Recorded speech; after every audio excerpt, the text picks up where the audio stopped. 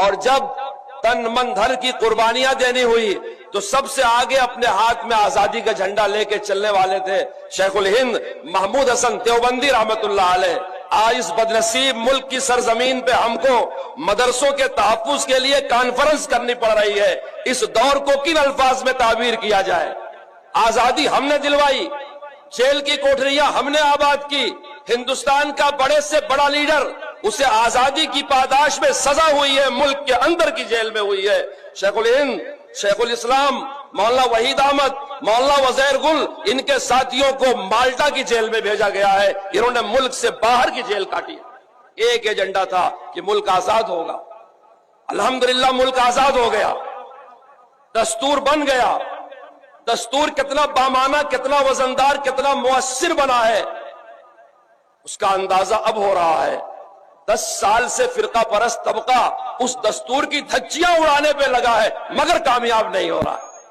بنانے والوں نے کتنے اخلاص کے ساتھ دستور بنایا ہوگا، کتنی جدوجہد، کتنی جافشانی کے ساتھ اس کے دفعات مرتب کیے ہوں گے کہ حکمراں طبقہ چاہ رہا ہے کہ دستور کی دھجیاں اڑا دی جائے۔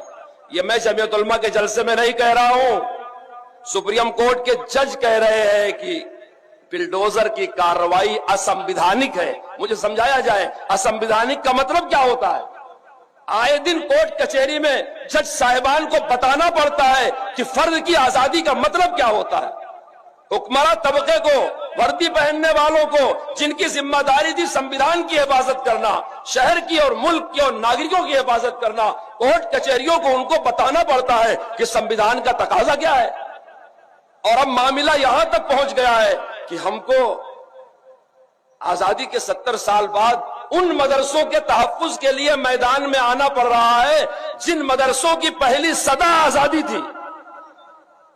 جسے انگریز نہیں بند کروا سکا اسے فرقہ پرست بند کروا سکتے ہیں؟ ہمارے ان مدرسوں میں سچا امبیڈکر واد بستا ہے، سچا گاندھی واد بستا ہے، یاد رکھو اصلی ہندوستان بستا ہے۔ ہمارے مدرسوں کے دروازے اجمیر شریف کی درگاہ سے لے کے اعظم گڑھ کے دیہات تک سب کے لیے کھلے ہوئے ہیں۔ ہم آنے والے کی ذات نہیں پوچھتے، ہم چھوا چھات کے خلاف ہیں۔ آنے والے کی زبان نہیں پوچھتے، ہم لسانی بنیادوں پر تفریق کے خلاف ہیں۔ ہم دھرم نہیں پوچھتے کیونکہ دھرم کی بنیاد پر 2 نیشن تھیوری کے ہم خلاف ہیں۔ ہمارا پہلے دن سے آج تک یہی نعرہ ہے کہ اس ملک کے جتنے بھی لوگ ہیں، ہندو ہو، مسلم ہو، سکھ اور عیسائی ہو، سب مل کر کے ہندوستان